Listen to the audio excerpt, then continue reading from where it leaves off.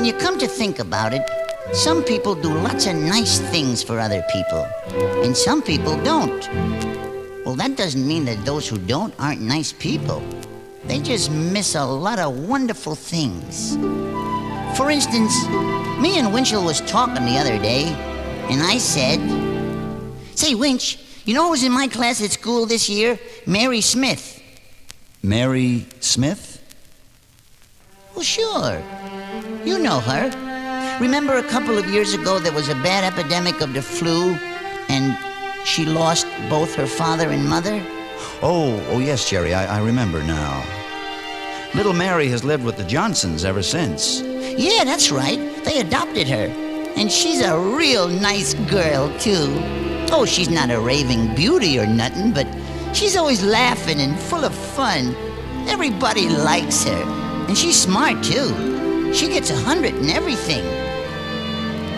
Just imagine how many people miss having Mary Smith in their home.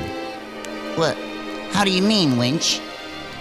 Well, when Mary lost her mother and father, any family in town could have taken her into their home, but they didn't. Some didn't take her because she was poor. Some didn't take her because she wasn't pretty. And some didn't take her because they just didn't care. But the Johnsons took her into their home. They had 4 children and not much money, but they found room for Mary Smith. And she's lighted up that house with fun and kindness. She's made them proud of her, and she's brought a glow to their lives that they never had before. Yeah. Boy, the other folks don't know what they're missing not having Mary around. I guess it just goes to show that many times we lose the good things in this world because we close our eyes instead of opening our hearts.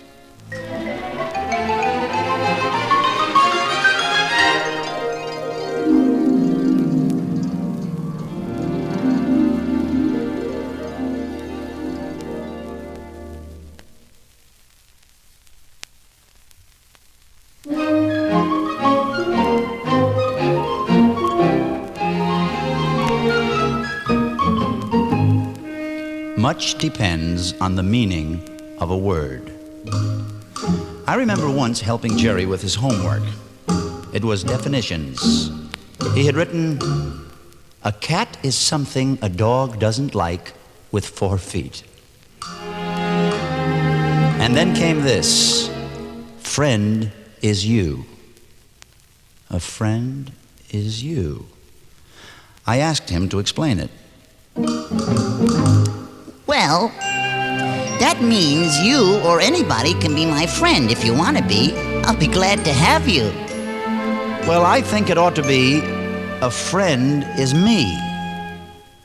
Yeah, but that isn't even good grammar. Friendship doesn't depend on good grammar, Jerry. It depends on other things like love and loyalty and consideration. Well, like what? Once there was a fellow who knew practically everybody in town. He went every place and did most everything. Then one day he became ill, and he was in the hospital for a long time. But no one ever came to see him. And he thought, what fine friends I've got. But the sad truth was, that man had many acquaintances, but he didn't have one friend. Well, gee, how could that be? Well, friendship is a two-way street. Just because somebody does something for you that you like, that doesn't mean he's your friend. You've got to do good things in return. You've got to give a certain amount of love and affection. You've got to give your loyalty and trust. You've got to do for him things you'd like him to do for you. I think I understand. You are right. It should be, "A friend is me."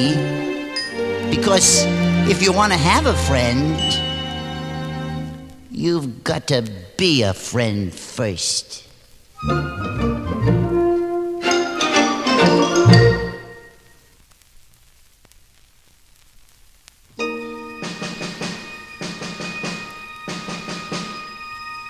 From the beginning of time, we are told, the laurel wreath has been placed on the brow of our heroes.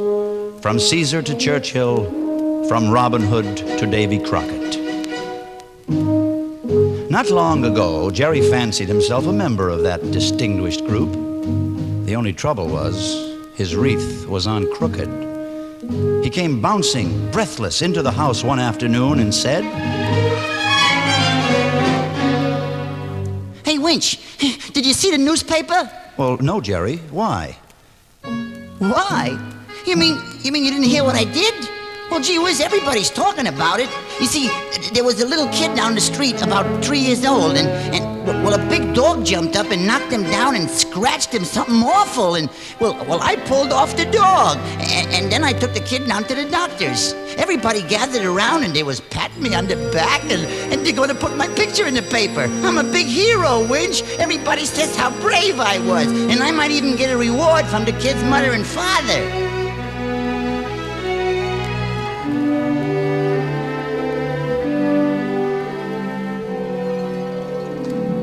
Well, you don't seem very excited about it.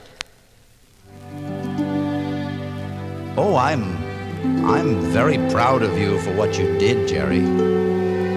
But as you were talking, I kept thinking about another hero. He rescued a little girl from drowning. He was going by in his car, and he stopped and swam out to save her. Everybody gathered around. They wrapped her in blankets and gave her hot tea. And then the girl's father said he wanted to thank the man who had saved his little girl. But the man was gone. No one knew who he was or where he lived. No one ever patted him on the back. Yeah, I think I know what you're driving at. Maybe I'm getting a swell head on account of everything, huh? Well, in a way, Jerry, but I guess most people would be inclined to. So I think that we should all remember this. When you do a good deed, do it because it's good, not because people will praise you.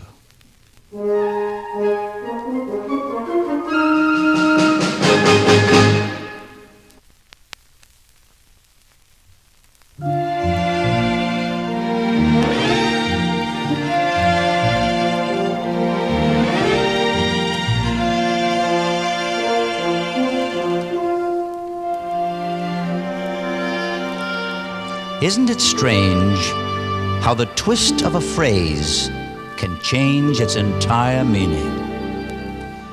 At one time in his school life, Jerry was nominated for president of his class, and I asked him how things were going. Well, Johnny Smith is running against me, but I don't see why he should get it. After all, I'm as good as he is. Is that why you think you should be elected? Sure. In that case, I'm not sure you'd make a good president, Jerry. Well, gee, Winch, all I said was that I'm as good as he is. This is a democracy, isn't it?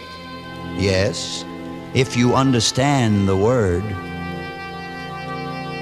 Years ago, there was a man whose job was to see that there was oil in the lamps of a certain building. One night, he heard a group of great men writing the Declaration of Independence. And he ran home excitedly and said to his wife, "We're going to have a great country. We're going to have freedom and democracy." And his wife said, "Democracy? What's that?" And the man said, "It means I can go out in the street, and no matter who I see, I can say, I'm as good as he is." Yeah, but gee, Winch, that's what I said. Yes, Jerry, but the man was wrong. Huh? Democracy means having love and respect and tolerance for your neighbor. And the wise man knows it doesn't work when you say, I'm as good as he is. Only when you say, he's as good as I am.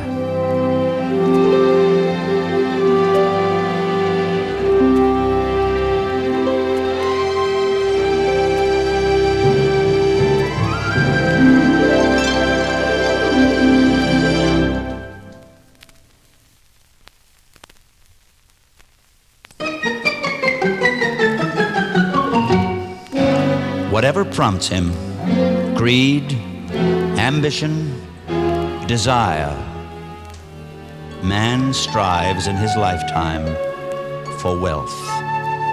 Yet, if he only knew it, the choice is his own. He can be rich or he can be poor. It was this which I was trying to explain to Jerry. Oh, I get it. I guess you mean that I get a chance to be a millionaire or wind up with nothing. Well, that's not it exactly. You see, a man searching for wealth is a man groping in the darkness. Because to recognize what wealth really is takes a very wise man. Oh, sure, now I get you. If you're smart, you can make a lot of money. Well, that's not it either, Jerry. Look, let me tell you about two different men. One man had worked hard. He was both honest and fair, and he had made a lot of money. And when you'd ask him, he'd say, I'm rich. I have all the things that money can buy. But he was only interested in his work. He had very few friends, and his health was so poor that he only traveled from his desk to his home, and he was seldom aware of the things around him. The second man made very little money, but when asked, he'd always say he was rich too. He'd say, I'm very rich because I have all the things money can't buy. I have people who call me their friend. I have the green hills to walk in. I have the sunny days of spring and the leaves of autumn. I have the peace of a happy heart. And in my home, I have the love and laughter of little children. Jerry, which of the two was the rich man? The fella with the happy heart, huh? Yes, which proves a very simple truth. A man can be rich and still be poor, but a man can be poor and still have all the riches of the world.